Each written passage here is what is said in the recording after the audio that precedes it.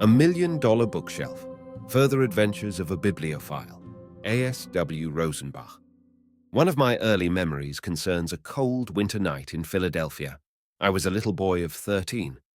Uncle Moses and I had been together undisturbed the entire evening, for the weather was so bitterly cold, not one of his book-loving cronies dared venture out. With the shop door locked and the shutters tightly drawn, we sat close to the little wood stove in the dim light of an oil lamp, while I listened, fascinated, to endless tales about books, how this one was lost and that one found. To this handsome old patriarch, books were more vital than people. With ease, he held my boyish imagination until I was almost afraid to glance back at the shadowed shelves.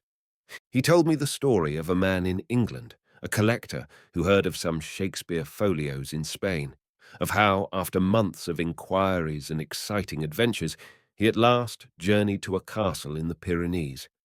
There he found an ancient Spanish grandee leaning forward before a great fireplace, feeding the fire with torn bits of paper on which, to his horror, he beheld English printing.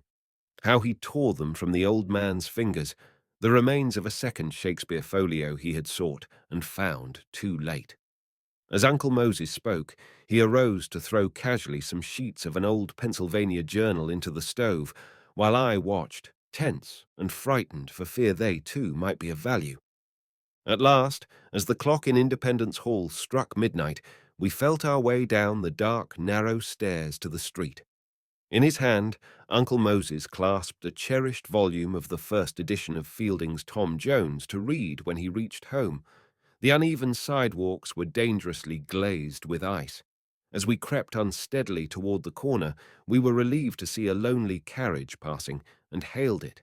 The streets were even worse than the sidewalks, and the horse went his way skiddingly. We came to a bridge which shone like a polished mirror in the moonlight. We were halfway across when suddenly the horse lurched, and both Uncle Moses and I were thrown forward. In the confusion, Uncle Moses dropped his precious book. Out it went, slithering along the icy way. I started to climb down after it, but was stopped by a firm hand. Slowly, Uncle Moses got out, walked uncertainly forward. He had not gone 2 steps before he lost his balance. As he fell, I cried aloud in alarm, and the driver turned, amazed. Up Uncle Moses got, and down he went again. Yet with each fall he came nearer and nearer his book, which lay open face downward in the frozen gutter. At last he reached it, and after securely placing it in his overcoat pocket, started the perilous way back. But he had learned the trick. Instead of trying to walk, he crouched down on all fours, and dignified dean of booksellers that he was, crawled cautiously toward the carriage. Suddenly, the sight of him there struck me as being the funniest thing I had ever seen. The glassy bridge, the unreal light, and statuesque Uncle Moses telescoping like a huge caterpillar toward me. I snickered, then burst out laughing. The old driver followed suit, and our rude guffaws echoed across the bridge through the deserted streets. Uncle Moses's dark eyes snapped as he reached the carriage. "You should have let me get your book," I said shamefacedly. "You might have broken your leg." "I would risk breaking 2 legs for this book," he growled back, and we drove on. In the years which followed, I have known men to hazard their fortunes, go long journeys halfway about the world, forget friendship, even lie, cheat, and steal, all for the gain of a book. Improbable as it sounds, there was a man once who murdered so that he might possess a volume for which he had long yearned. It was in the valuable library of the monastery at Poble, near Tarragona, just a century ago, that Don Vincente, a Spanish monk, developed his unholy love for books. Years of religious training did not prevent him from seizing every chance to plunder his own and other monastery libraries, which were thrown open in a political upheaval of the time. As confusion spread, he found opportunities to take the books he coveted most, and then he vanished. But some time later, he appeared in Barcelona, the proprietor of a bookshop. The one volume he had worshipped at a distance and longed to own was a work of Lamberto Palmart, published in Valencia in 1482. It had been in the collection of a Barcelona advocate for years, and at the dispersal of his estate was offered at auction. It was understood to be the only one of its kind known. Don Vincente went to the sale and staked every cent he possessed on it. But a competitor, Augustino Paxtot, outbid him by 14 pesetas. The ex-monk grew white with fury, threatening revenge as he left the room. When, a few nights later, Paxtot's house burned to the ground and he perished with it, several friends recalled Don Vincente's threats. He was reported to the police, his shop searched, and the rare Palmart volume found. Even when he was arrested, Don Vincente made no effort to deny his guilt. All he seemed interested in was the fate of the little book which had brought disgrace upon him. During the trial, his lawyer, making a valiant effort to save him, announced that another copy of the Palmart volume had been found in a Paris library a few days previous to the alleged crime. It could not be proved, he argued, that the copy in question was the one recently auctioned. But Don Vincente, hearing his book was not unique, burst into violent weeping and showed no further interest in the trial. Alone at night in his cell, and before the court during the final days of his trial, his only words of regret were, "Alas, alas, my copy is not unique." Today, book collectors are less violent, although they have their moments when they seethe and writhe inwardly. Just go to any book sale and observe the expressions of competitive buyers. Faces that are usually marvelous poker portraits become sharply distorted. Eyes which ordinarily indulge in an almost studied innocence shoot sudden darts of fire. Whenever I attend an important sale, I make it a point to look neither to the right nor to the left. I've often been asked why collectors are so enamored of first editions. This is almost unanswerable, because the whole question of first editions hinges on a matter of sentiment, of feeling, almost of emotion.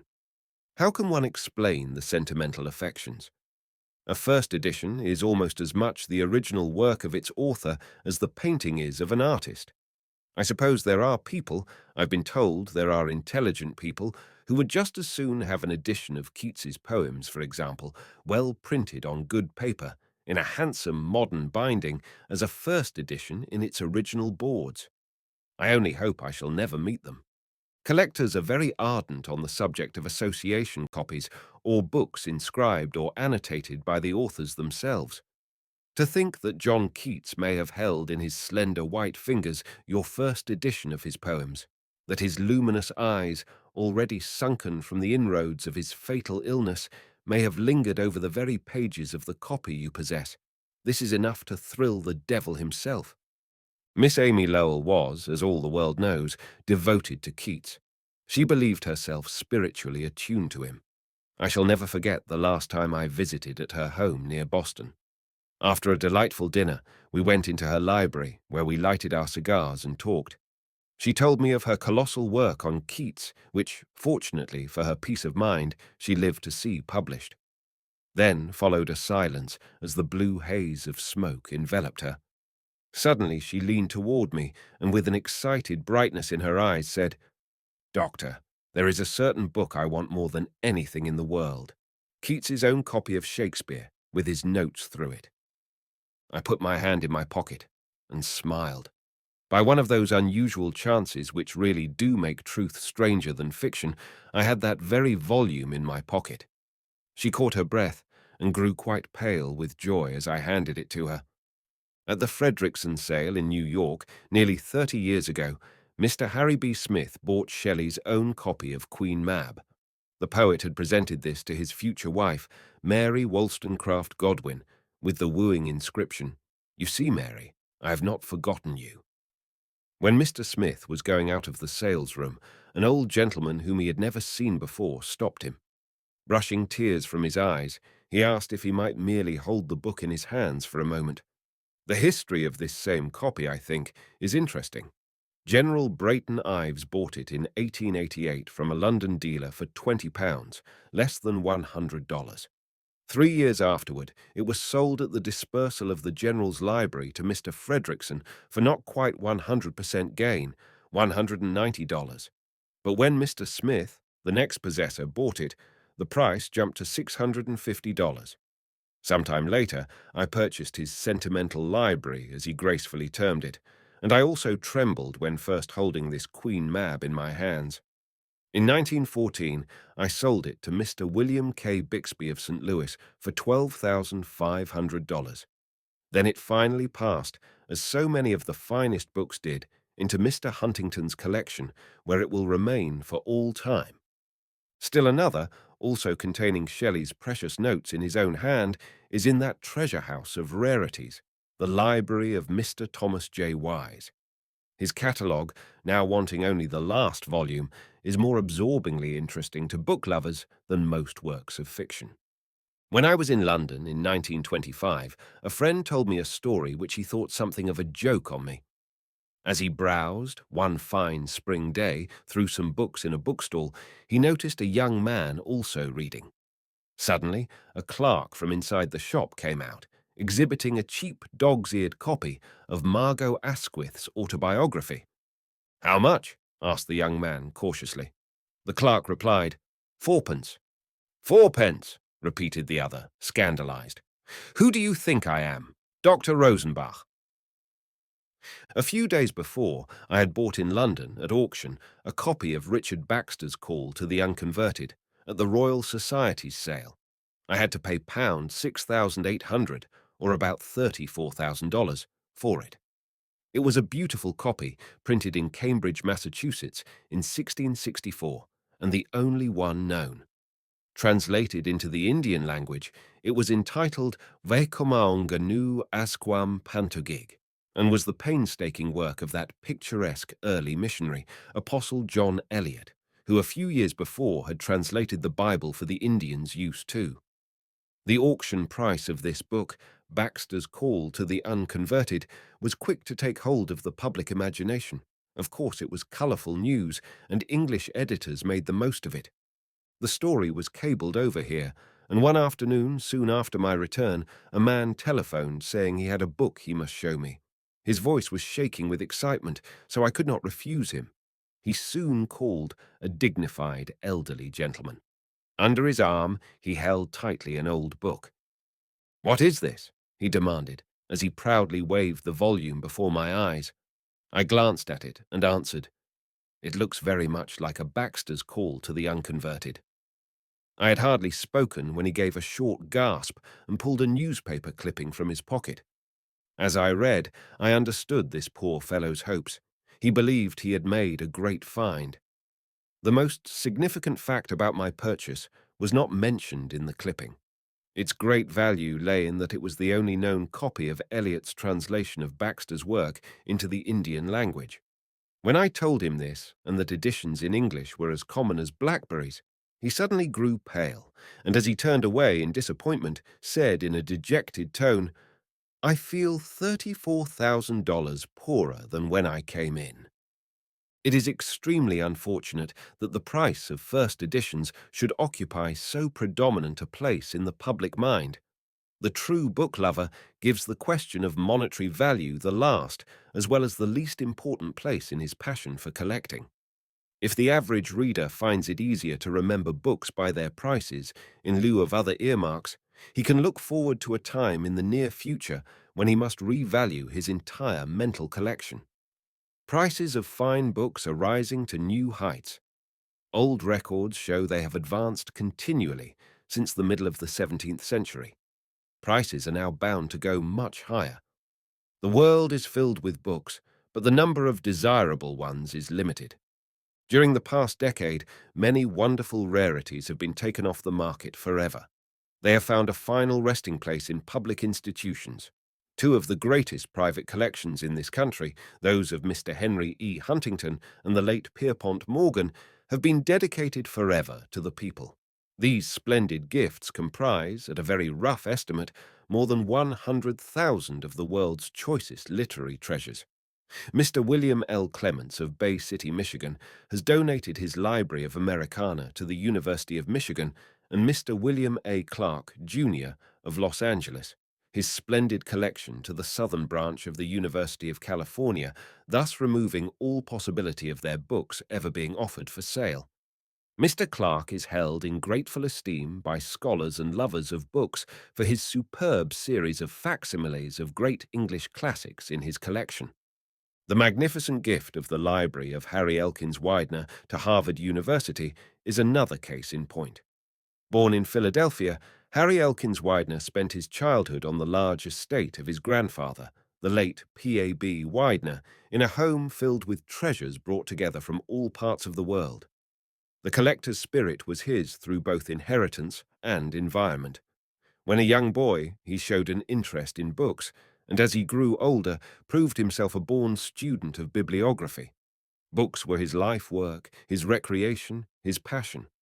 I think if Harry Elkins Widener had lived, he would have been the greatest collector the world has ever known.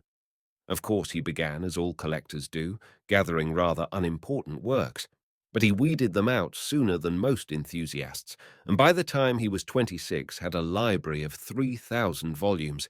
Each one of these showed a most fastidious, exacting, and exquisite taste, which he had found possible to gratify through the sympathy and generosity of his grandfather and his mother. When abroad attending various book sales, because of his youth and remarkable learning, he attracted the attention of many older collectors. After the Hooth sale in 1912 in London, he slipped a volume of Bacon's essays in his pocket, a second edition which is almost as rare as a first, and turning to a friend said, "I think I'll take that little Bacon with me in my pocket, and if I am shipwrecked, it will go down with me." With what prophecy he spoke, they little knew. A few days later, he was one of the victims of the Titanic disaster. His books may be enjoyed by students forever, but they will never again be offered for sale. Today, there are twice as many people collecting books in this country as there were 5 years ago. Every year they increase in numbers, and the competition is keener for the best things. Naturally, prices must go up.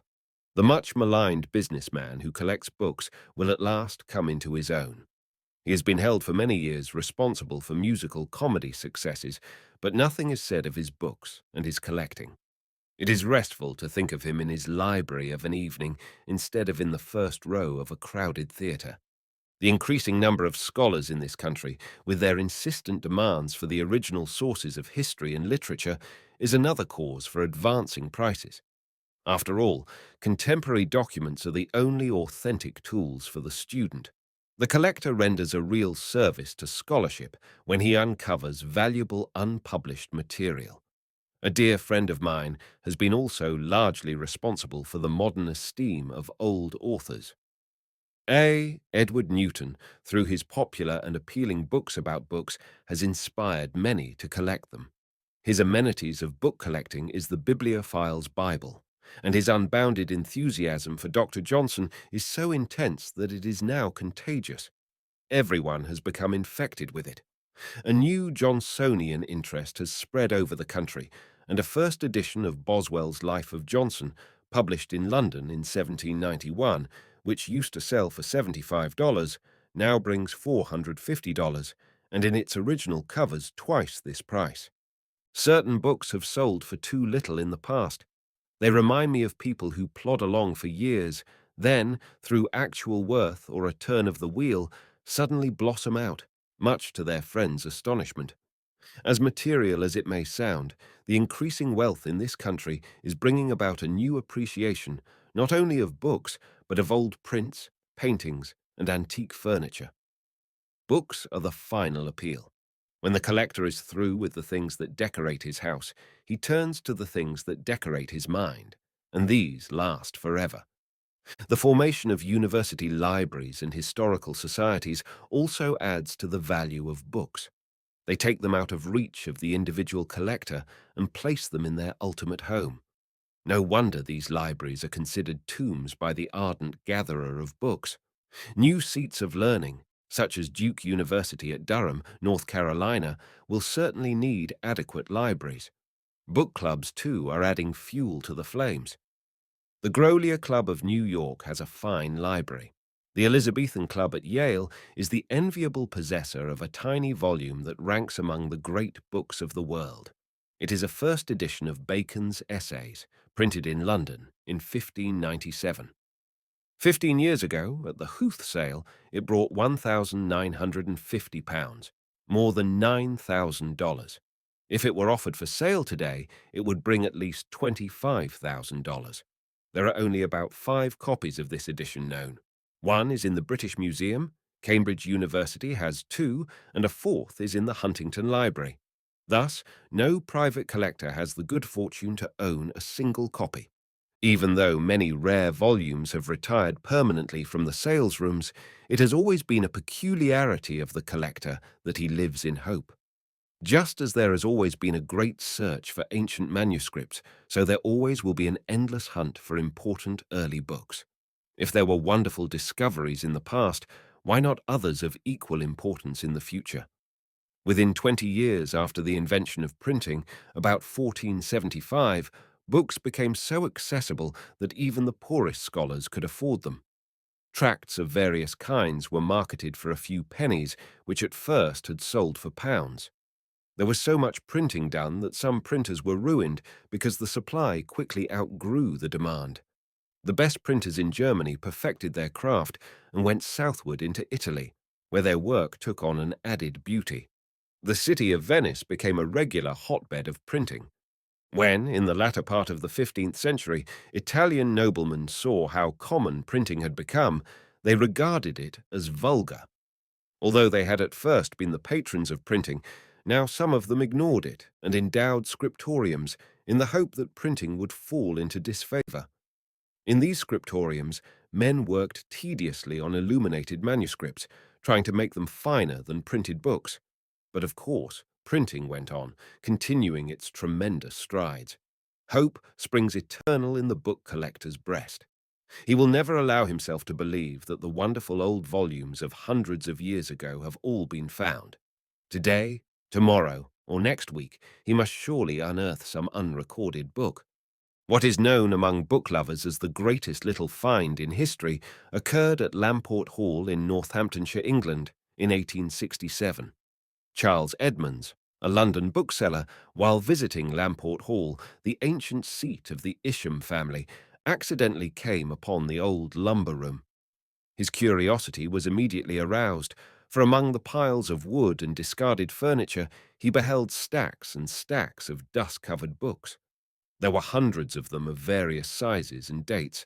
Some were chewed to bits, having furnished banquets for generations of mice, descendants of which scampered about as Edmund searched and hoped for something interesting. Just as he was beginning to believe that they all were valueless, he chanced upon a copy of Shakespeare's Venus and Adonis. Imagine his surprise when he found it to be a hitherto unknown edition, dated 1599, and imprinted at London for William Leake, dwelling in Paul's churchyard, at the sign of the Greyhound. Enclosed within the same vellum cover were the Passionate Pilgrim and Davies's and Marlowe's epigrams and elegies. The only other copy known of the former is in the Capel collection at Trinity College, Cambridge. The third tract in this volume was also an entirely unrecorded edition.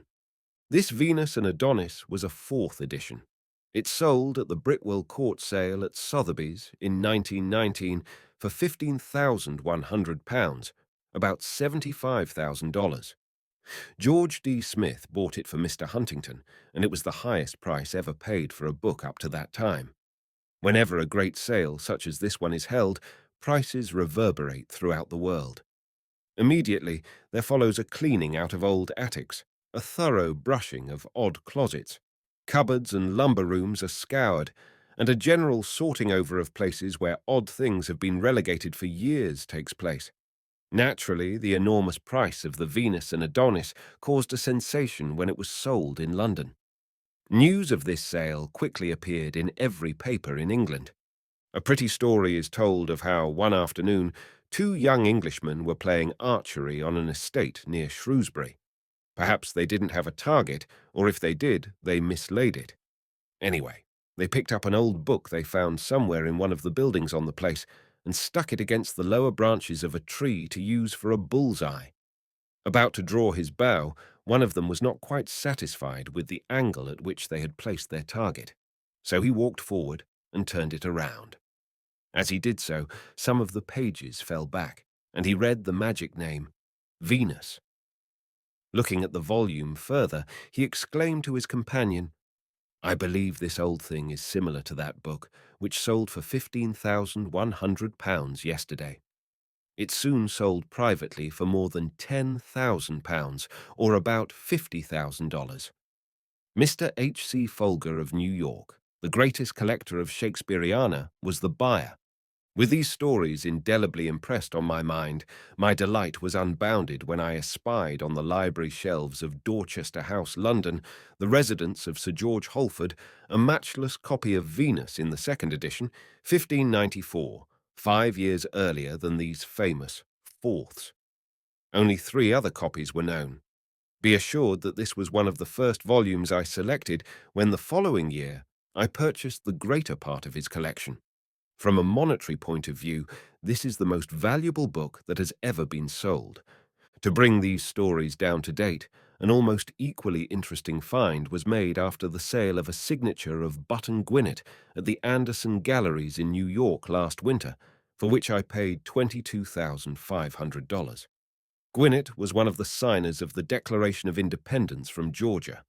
His signature is very rare, as his life was snuffed out suddenly in a duel with General Lachlan Mackintosh in 1777, when he was still young. There are but 33 of these signatures known. I bought my first Gwinnett, incidentally the first to be sold in many years, in Philadelphia 2 years ago for $14,000. Some wag figured at the time that it was worth exactly $1,000 per letter. Mrs. Arthur W. Swan of New York happened to read about my purchase in a morning paper and began to think over the various items of a collection of autograph letters which her grandfather, Theodore Sedgwick, had made and which she inherited. The more she thought about it, the more significant a hazy remembrance became. She believed her grandfather had secured a button Gwinnett, similar to the one I bought. After carefully searching through the collection, she found, much to her surprise and delight, a most beautiful example of Gwinnett's signature. In November 1926, she sold the entire collection, and I bought the button Gwinnett for $28,500. This was then a record price for any signature in the world's history, the young signer's autograph having jumped to $2,000 per letter. After a while, selling a famous man's handwriting by the letter will be as common as selling antique silver by the ounce. About 4 years ago, a firm of auctioneers in London was requested to sell a great mass of ordinary music belonging to the estate of a late English noblewoman. The manager and his assistants were not very keen about it, as the music was unsorted and on its face almost worthless. But they finally agreed to do it on the condition it should not require sorting. During the sale, a dealer bought one of the bundles. Later, he sold some of it to other dealers, saving several sheets for himself to take home. Some time passed, and one night he chanced to glance over the titles of these songs, catches, and other musical compositions. As he turned one of the pages, he fairly started from his seat. He could hardly believe his eyes. A quarto pamphlet it was, and most probably had been placed there years and years before, perhaps as a bookmark, by someone who did not realize its worth. It was a copy of posthumous fragments of Margaret Nicholson by Shelley. The author's name was not mentioned, but it was edited by Fitz-Victor, one of Shelley's pen names. Here it lay before him, in the original wrappers in which it was first published. Of course, the news of the discovery spread like wildfire. Later, this work sold for £1,210, approximately $6,000. Propagandist pamphlets written by Shelley are extremely rare and have turned up in the most extraordinary places. They were generally of an inflammatory or seditious nature, and he and Harriet had the habit of throwing them from the windows wherever they might be staying at the time, in the hope of hitting sympathetic targets. I should like to be struck by one of those missiles. Shortly after the war began, I was informed of a letter written by Amerigo Vespucci to be offered in the Morrison sale in London. It was the only known letter written by the man who gave his name to 2 continents. Previous to its finding, the only record of Vespucci's own writing was a receipt bearing his signature. Now, the early stages of the Great War were not exactly propitious times for auctions or any other sales. The buying public of England, as well as auctioneers, dealers, and collectors, all found their minds preoccupied with but one subject: war. Objets d'art, books, and manuscripts were put aside as playthings of a leisured hour, nor were they to be considered when relatives and friends were fast becoming a part of the war machinery, daily departing for France. So prices did the logical thing, tumbled. Although I was aware of the situation, I believed it impossible that this Vespucci letter could go for a low figure. Here was an unusual, magnificent autograph more than 4 centuries old. War? Why, it had known 100 wars. With little hope and less expectation, I cabled a bid of pound 2,500, about $12,500. The arrival of a reply a few hours later caused me pangs of fear. I tortured myself a few moments with delectable suspense. Was the letter mine or not? A momentous question. At last I gathered courage and read words which were too curt, too few to seem true. Not only was I the possessor of this most precious historical letter, but at what a price! A measly £395. It was almost impossible to realize that I had secured for less than $2,000 one of the greatest bargains in history. I was under a constant nervous tension until its arrival.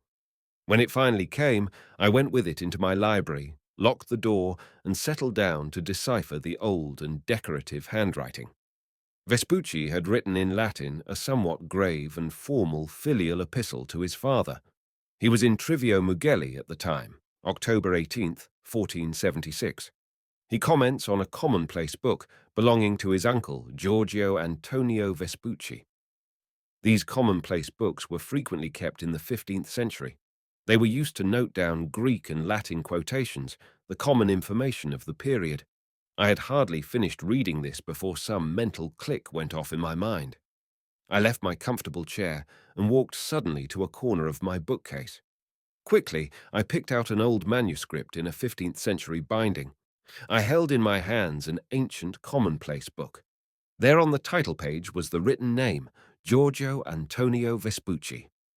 Side by side in my library were Amerigo's only letter and Uncle Giorgio's commonplace book. I was thrilled by it all. In something of a daze, I placed the two on the table before me. Separated for nearly 500 years, they were again together. Where had they been those 5 centuries? What had they seen and heard? If someone had thrown a diamond into the middle of the ocean to recover it years later, it could not have been a greater miracle than this almost impossible literary remating.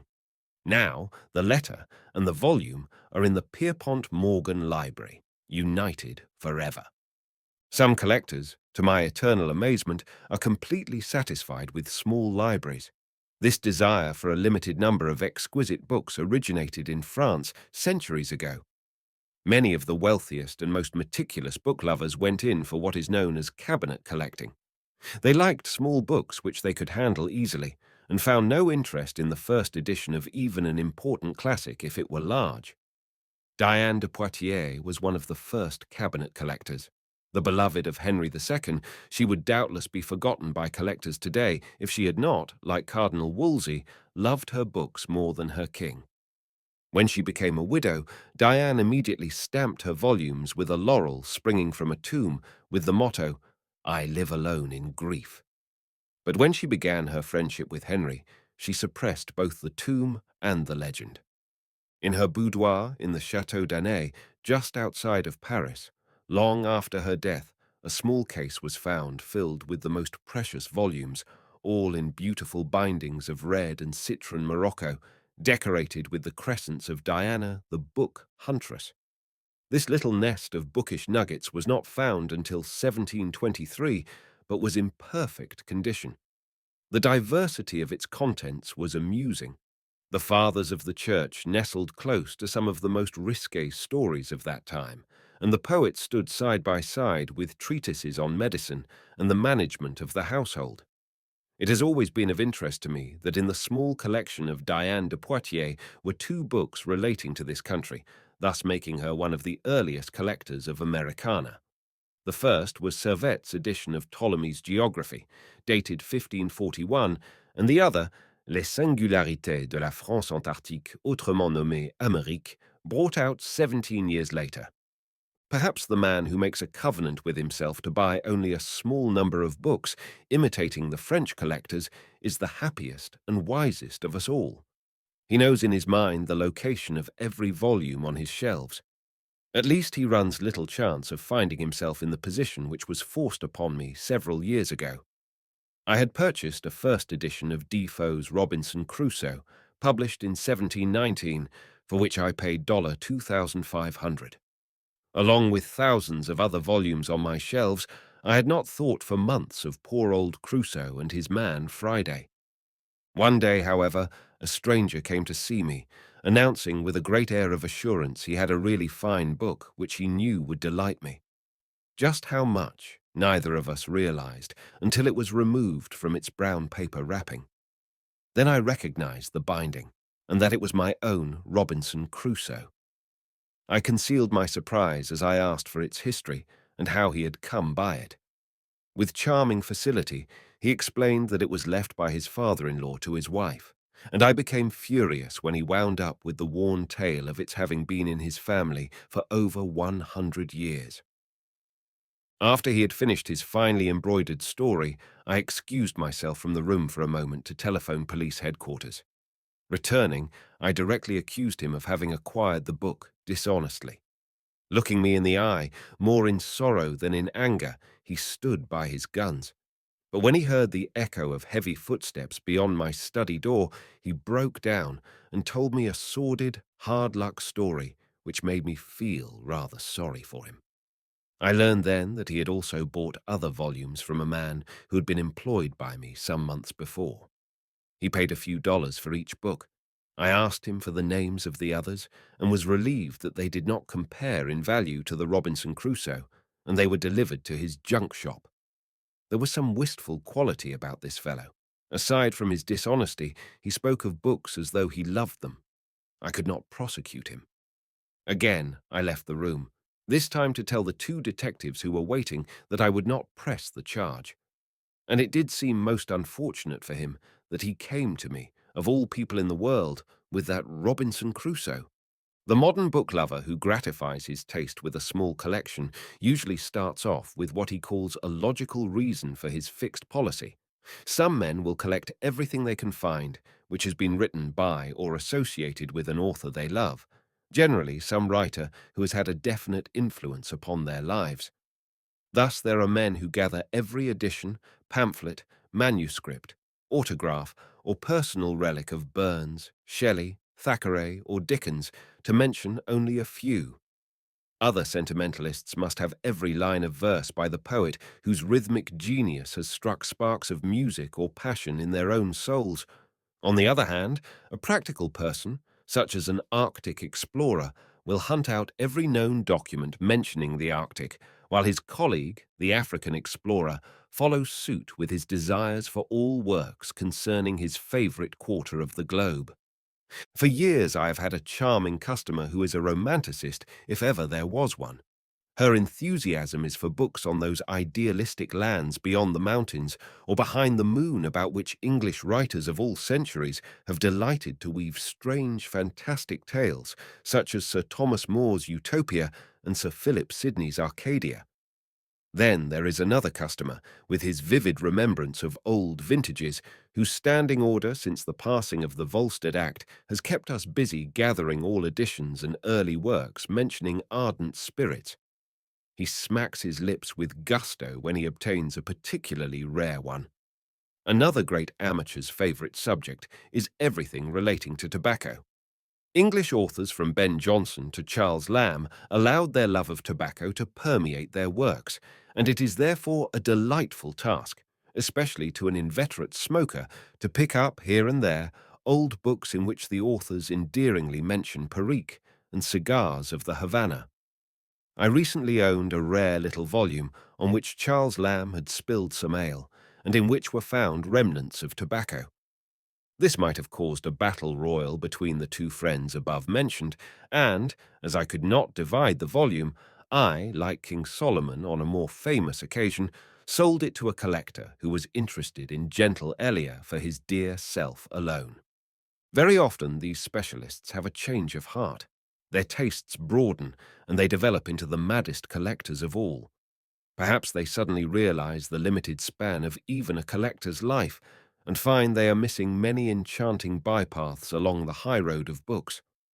When Richard Haber, the greatest bibliomaniac who ever lived, began his library, he was interested only in purely classical works. This English gentleman, although he has been dead for nearly 100 years, still survives, enshrined in every true bookman's heart. To recognize in oneself the symptoms of becoming the fiercest and strongest of all bibliomaniacs, so Haber is described, what secret joy and satisfaction. Haber's library grew to enormous proportions, and when he died, he left more than 150,000 volumes. Like Earl Spencer, it was necessary for him to have many houses just to hold his books. 8 establishments there were on the continent and in England, each overrun with books. It was he who started the craze for duplicate copies, explaining that no one could afford to be without 3 copies of a book, one for show, the second for use, and the third for borrowers. Everybody knows it is never quite safe to lend an umbrella, even to one's dearest friend. The very act of lending seems to demoralize the borrower, who thinks not of the rainy days to come. If there is scant hope of ever seeing the umbrella again, how much less is there for a borrowed book, unless it happens to be a rare one? In that case, it may be discovered several generations later, when the worried and loving owner, who by this time is reclining in some bookish nirvana, cares little for earthly treasures. How many great literary finds have been made as a result of careless borrowers, I wonder? There is the case of a certain Englishman who, several years ago, borrowed some early English books, printed by Caxton and Wynkin de Ward, from the libraries of Lincoln and Peterborough cathedrals. Lest they should be missed immediately, he left behind him the covers of the books, stuffed with newspapers and replaced on the shelves. The contents he carried away in his pockets. But one day, someone browsing about chanced to take down these skeleton books. The fraud was discovered and reported to all book dealers and collectors in England, so they should be on the lookout. Some of the volumes, minus bindings, have already turned up at various sales, but where they all are, no one knows. They may be discovered again somewhere, some day. One day before the war, a stranger called on Quaritch, one of the most celebrated and astute booksellers in London, to whose shop many rare books, in those days, naturally drifted. This man said he had an old book, but didn't know its value. Quaritch looked at it, and immediately recognized it as the long-lost and valuable edition of the Laws of Massachusetts, known to collectors as the General Laws and Liberties of Massachusetts, collected out of the records of the General Courts and printed at Cambridge, Massachusetts, in 1648. Inquiring of the owner what he thought he should receive for it, the man would not say. He desired Quaritch to make him an offer. Quaritch was known far and wide for his fair dealing. Now he took into consideration various facts, the most important of which was that he might have to keep the volume for some years before reselling it. He therefore offered what he felt to be a perfectly fair price, £2,500. The man looked at him in wild surmise, then gasped. He would have accepted £50 for it. But now, he said, as he put on his hat, with the layman's suspicious look in his eye, he would have to think it over. He was too frightened to make up his mind just then. He never went back to Quaritch, but shopped around a long time, selling it eventually for £5,000, a little less than $25,000. Alfred Quaritch told me that it was this experience which cured him forever of making offers on books. It is amazing how many of these first American editions have been found across the Atlantic. Several years ago, while in England, I was invited by a noted collector to inspect his library. We had been talking books for hours, and as the twilight approached, did not think to turn on the lights. I got up to leave and stumbled against a folio volume which someone had carelessly left on the floor. I carried it quickly to the window to see what it was. Opening the old calf binding in the fading light, I read the written inscription on the title page. This book was used in the trial of the Earl of Bellamont, Governor of New York. It was, to my astonishment, my Uncle Moses' old Bat Noir, the very rare First Laws of New York, printed by William Bradford in 1694. I was extremely pleased with this volume and suggested to the owner that inasmuch as it was a New York book and not particularly interesting to him, he might care to part with it, which to my joy he gracefully did. Printer Bradford has the distinction of being the first in both Philadelphia and New York. His earlier works, published in Philadelphia, loudly proclaim the hatred he had for some of the Quakers of his day. He was constantly bringing out tracts against them. When they threatened to jail him, he found it necessary to leave the city of brotherly love and settled in New York. Several years ago, I attended a sale in Philadelphia and came across a book which no one seemed to know anything about. I showed it to several other collectors who pushed it aside, believing it worthless, merely an old book. The name of the printer or the place was not upon the title page. I recognized it, however, as coming from Bradford's famous press. It was a scurrilous attack on one Samuel Jennings, Quaker, printed by Bradford in New York in 1693. Entirely composed in rhyme by John Philly, it was lengthily titled A Paraphrastical Exposition, in a letter from a gentleman in Philadelphia to his friend in Boston concerning a certain person who compared himself to Mordecai. I could not remember ever having seen an earlier dated book published in New York. Here, then, was a first, which was valuable from three standpoints. It was the only copy known. It was probably the first book printed in New York. It was the earliest poetical production of the New York press. I am having a reprint made so that it will be accessible to all students of history. I am sometimes given credit for discoveries which I am not in the least entitled to. There are many old bookmen, true ferrets, who are always on the lookout for unusual things. They often bring their finds to me. In Paris there is a whole tribe of book-seekers who infest the quays along the Seine, where quaint volumes are occasionally found. Collectors do not often have the good fortune to find great rarities there, but my friend Mitchell Kennelly has the distinction of making one of the greatest finds in bookish history. Many years ago, while walking on the left bank of the Seine, he picked up, for a few sous, Champlain's first book on the Indians of Canada, entitled Des Sauvages, issued in Paris in 1603. He kept it in his box at the Loto Club in New York for more than 2 years. The whole matter was forgotten until someone, accidentally mentioning old books on the American Indians, recalled to his attention the little volume resting so quietly in its solitary nook. Mr. Kennelly put it into an auction sale in 1907, and no one was more greatly surprised and elated than he when it sold for $2,900. This leads me to remember one of the most colorful incidents of my collecting career, an experience brought about through the consideration of a fellow bookman.